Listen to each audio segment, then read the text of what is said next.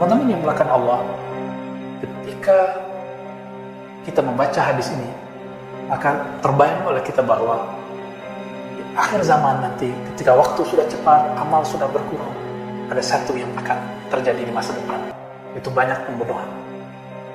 Kita tidak tahu dan kita tidak mau mencocok logikan, karena ini sudah masalah global, bukan masalah cuma di negeri kita. Maka teman-teman, mari berpikir jernih, jangan berpikir konspiratif yang tidak sahih.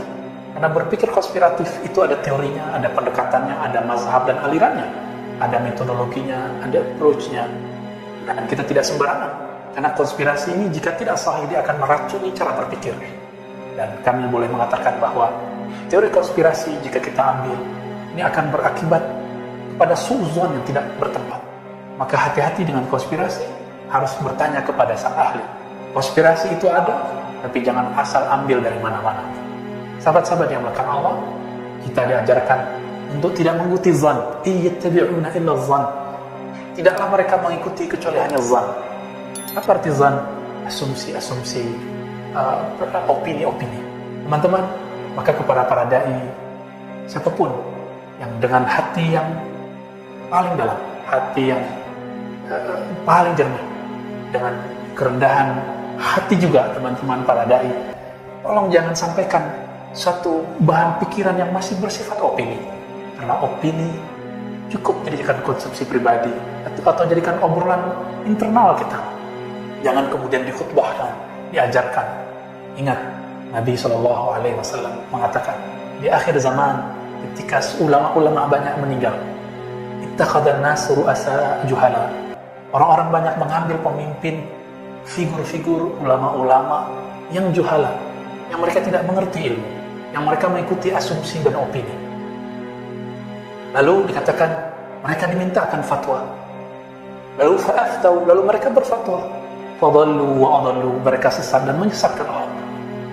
Kami minta ampun kepada Allah, memohon kepada Allah, semoga lisan ini tidak terjebak, tidak tergelincir ke arah sana.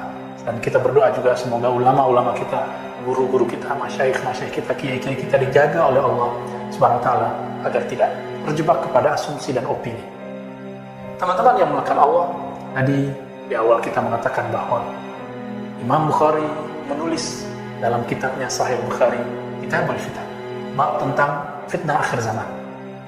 Imam Muslim juga demikian menulis dalam Sahih Muslim, Kitabul Fitan wa Asyratus Sa'ah, bab tentang kekacauan huru-hara akhir zaman dan tanda-tanda kiamat. Hadis yang disampaikan tidak jauh berbeda. Berbedanya cuma dalam pengumpulan dan periwayatan beberapa hadis yang mungkin tidak banyak disebutkan di Bukhari dan kemudian diperdalam dalam hadis Imam Muslim. Teman-teman yang melakukan Allah, ini zaman bukan, jangan dibayangkan lagi ini adalah zaman yang sederhana, masa yang akan kembali seperti dahulu kembali. Tidak, ini sudah masalah global, ini bukan masalah Indonesia saja, ini bukan masalah negara tetangga saja, ini masalah semua negara. Maka Nabi mengatakan, isbiru hatta talqauni al-haud. Sabarlah kamu, bertahanlah kamu sampai kamu bertemu aku nanti di haud, telaga Nabi SAW. Namun kita tidak mau sabar, kita suka beropini, suka mengkritik yang tidak tepat. Kita mengkritik tapi isinya mencaci. Ketika mencaci, isinya kemudian menyudutkan. Dan seorang muslim tidak akan melakukan itu tentunya. Sibabul muslim fusuq, mencaci sesama muslim adalah kefasikan. Wa qitaluhu kufrun. Wa qitaluhu kufrun, membunuhnya adalah sebuah kekufuran. Teman-teman yang melakukan Allah, sahabat yang melakukan Allah, akidah Ahlussunnah mengenai akhir zaman, tentang peristiwa akhir zaman, ini sudah digariskan dengan jelas di dalam rukun iman. Rukun iman kita yang kelima adalah percaya pada hari akhir. Sebelum hari akhir itu, teman-teman, ada yang disebut asyratus sa'ah. Nah, di dalam Al-Quran dan Sunnah, Nabi menyebut akhir zaman ataupun kiamat dengan sebutan beragam. Kadang disebut as-sa'ah, sa'ah dalam artian waktu, time. Juga berarti al-qiyamah, berdirinya suatu kejadian. Juga disebut dengan al-waqi'ah, kejadian besar. Juga disebut dengan istilah yang rumit, ya, al-fitan, ada zalazil, segala macam, namanya sangat banyak. Untuk masuk ke arah sana, kita menemukan hadis-hadis yang beragam, dan Nabi SAW menyampaikannya dalam waktu-waktu tertentu, sahabat-sahabat meriwayatkan lalu dikumpulkan oleh para ahli hadis. Kemudian ulama kita di zaman sekarang membaginya bahwa akhir zaman itu teman-teman ada tanda-tanda yang disebut asyarat sughra, tanda-tanda kecil daripada hari kiamat. Dan yang kedua, ada tanda yang wusta, kejadiannya di pertengahan setelah melewati masa yang kecil-kecil, tanda yang kecil-kecil. Tanda kecil ini tandai dengan diutusnya baginda Nabi, wafatnya beliau, terjadinya pembunuhan terhadap ahli bait beliau, terjadinya huru-hara di berbagai negeri di tanah Arab dan segala macam. Nanti ada lagi setelah itu wusta, setelah wusta baru kubra. Wusta berarti pertengahan, kubra berarti tanda-tanda besar yang kemudian disebutkan dalam hadis Muslim ada 10 tanda besar sebelum kiamat terjadi. Lalu kita sekarang berada di mana teman-teman? Ini bukan untuk menakuti, tapi untuk basyiran wa nadhir. Sekarang kita tugasnya adalah nadhir, mewarisi tugas kenabian, yaitu memberikan peringatan agar umat warni, agar kita ketika kajian akhir zaman tertata, tidak terjebak kepada hal-hal yang bersifat halu, mencocok logika. Kita sangat berterima kasih kepada para asatidz, para dai yang telah mengingatkan umat mengenai pentingnya akhir zaman. Cuma apabila kajian ini tidak ada arahnya, tidak mengikuti kaidah-kaidah Ahlussunnah, yang terjadi nanti adalah cocok logi, tidak sabaran, lalu kemudian sangat mudah untuk diracuni agar terjebak kepada hal-hal yang justru menambah fitan, menambah kekacauan. Akan banyak orang yang tidak sabar lagi dengan kejadian-kejadian masa ini. Teman-teman yang melakukan Allah, sahabat-sahabat dimanapun berada, Nabi SAW menyebutkan banyak sekali, dan ternyata kita berada di akhir bagian pertengahan. Dan ini bukan pendapat saya pribadi, ini pendapat banyak ulama, salah satunya Al-Habib Abu Bakar Al-Adni, begitu juga Al-Habib Umar bin Hafiz, begitu juga masyayikh-masyayikh kita di negeri ini ataupun di Timur Tengah sana banyak yang sudah mengatakan ini. Syekh Al-Adni, Al-Habib Al-Adni terkenal dengan fikih yang disebut fikih tahawulan. Beliau pun mengungkapkan hal yang sama. Apa tandanya? Tandanya adalah ada kejadian yang sifatnya global dan itu menggoncangkan dunia, yang dalam hadis diabadikan dengan sebutan jawrah. Teman-teman, akhir daripada tanda-tanda yang pertengahan ini adalah awal dari kemunculnya fitnatul Dajjal, dan juga awal dari kemunculan dari Hadiyul Mahdi, hidayahnya Mahdi. Maka kita tidak akan putus asa juga, kita ada harapan. Maka ketika ini terjadi, ini ada harapan. Apa kata Nabi SAW? Allah akan mengutus Al-Imam Al-Mahdi yang akan membawa keadilan setelah muliat al-ardu jawra, setelah bumi dipenuhi dengan kezaliman-kezaliman. Jawra itu lebih daripada zulma. Jawra ini barangkali bisa juga diartikan konspirasi global atau apapun. Coba renungkan teman-teman, bukan Allah, kita tidak usah benci satu negara. Kita juga tidak usah kemudian menuduh satu negara. Coba lihat negara-negara yang dulu menyebut dirinya adik kuasa, paling maju. Ternyata mereka mempunyai hutang yang sangat banyak sekali. Dan mereka negara-negara termaju di dunia, negara paling banyak hutangnya di dunia. Meskipun mereka menghutangi negara-negara berkembang seperti kita. Tapi pertanyaannya, jika negara seperti Amerika, seperti China, seperti Inggris, seperti negara-negara yang lain, Jerman, Prancis, berhutang, lalu siapa yang menghutanginya? Siapa sumber semua ini? Ini pertanyaan besar kita. Berarti memang ada di luar gerakan negara-negara bagian yang kemudian mereka campur tangan di situ.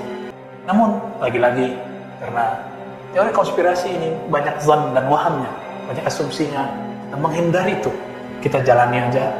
Kita harus menemukan Hadiyul Mahdi, jejak-jejak, tanda-tanda kemunculan hidayah nur Imam akhir zaman, Al-Imam Al-Mahdi, yang di dalam hadis Nabi, terutama Imam Abu Daud meriwayatkannya sampai 9 riwayat, dan hadisnya dapat dikatakan saling menguatkan satu sama lainnya. Teman-teman yang melakukan Allah, apabila ini adalah masa jawra, apa arti jawr? Kezaliman yang merata di muka bumi, maka kabar buruknya ini disebut fitnatul Dajjal. Ini adalah awal dari kekacauan yang disebabkan oleh Dajjal. Apa arti Dajjal? Dajjal adalah sosok yang pembohong. Baiknya adalah buruk, buruknya adalah baik. Benarnya adalah dusta, dustanya adalah benar. Sehingga kita bingung mana yang benar, mana yang tidak benar. Kecuali Allah memberikan hidayah ke dalam kalbu, orangnya tidak akan terjebak kepada hoax. Namun teman-teman, ada sosok lain, yaitu kemunculan Al-Imam Al-Mahdi. Al-Mahdi artinya orang yang diberi hidayah, yang digaidan oleh Allah Subhanahu wa Ta'ala. Jika fitnatul Dajjal sudah mulai merajalela, memenuhi bumi, coba lihat hari ini teman-teman. Meskipun kita tidak mengikuti teori konspirasi global, tapi coba lihat apakah ada satu negara sekarang yang tidak terdampak oleh virus yang kita sebut COVID? Tentu tidak ada. Nah, boleh kita katakan silakan ahli ekonomi berbicara sisi ekonomi, ahli kesehatan berbicara kesehatan, ahli kimia berbicara versi kimia. Kenapa kami tidak boleh berbicara versi kami? Kita juga berbicara versi yang direkam oleh Nabi kita, Nabi Muhammad SAW. Dan ini bukan untuk diadu-adu, tapi ini untuk saling melengkapi. Karena ilmu pada dasarnya dari Allah Subhanahu Wa Taala, semuanya bersumber darinya. Tinggal kita menemukan clue-clue kebenaran yang ada di dalamnya. Nah, kami menyebut bahwa inilah masa yang disebut dalam hadis Nabi, muliat al-ardu jawr.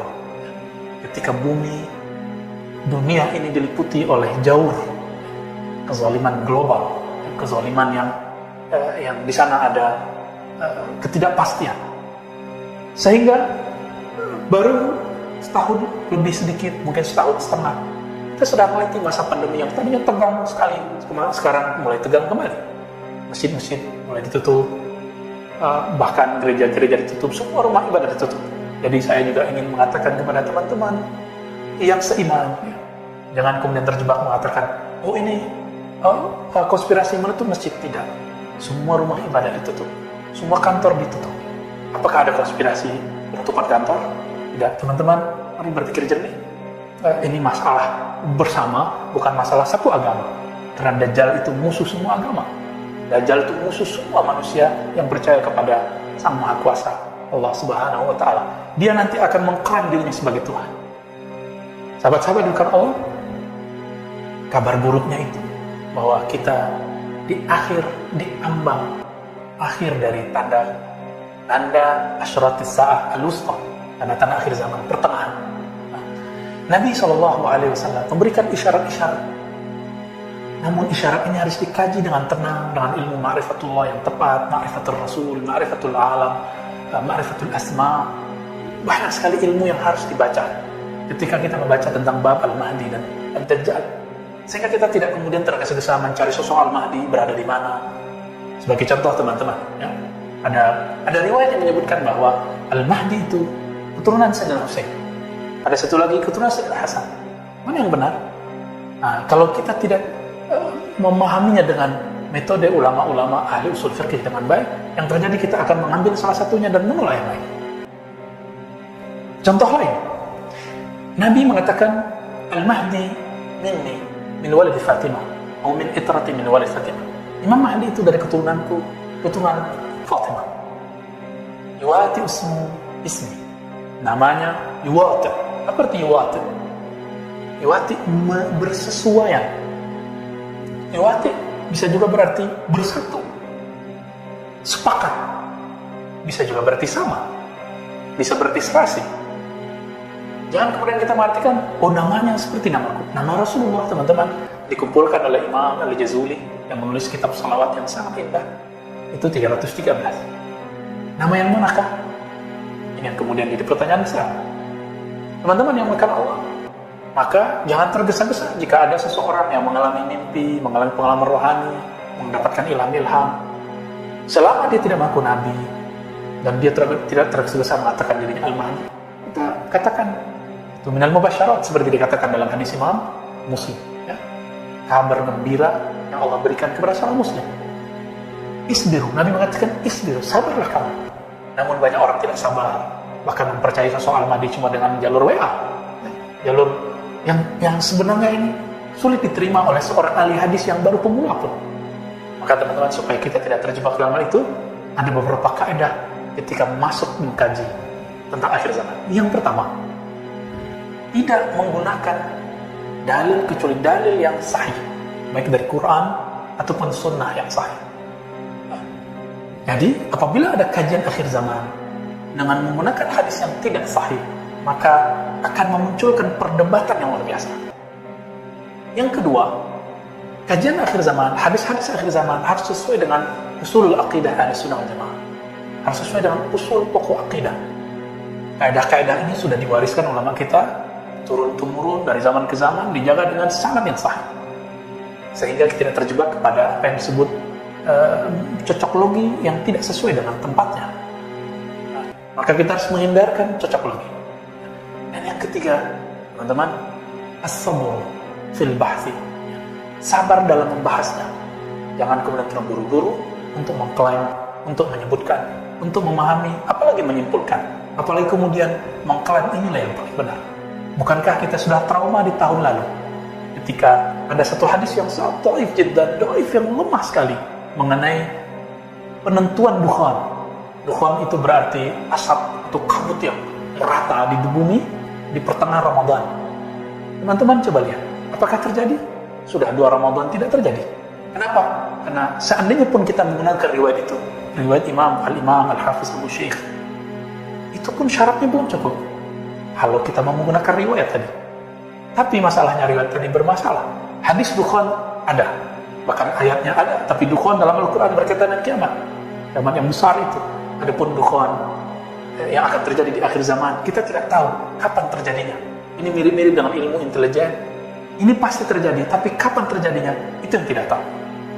Maka jangan terburu-buru, jangan menakut-nakuti umat, jangan beropini sebelum itu jelas ilmunya secara qat'i. Jangan kemudian kita termasuk kepada yang dikatakan dalam hadis Nabi, fa'aftau fadallu wa adallu.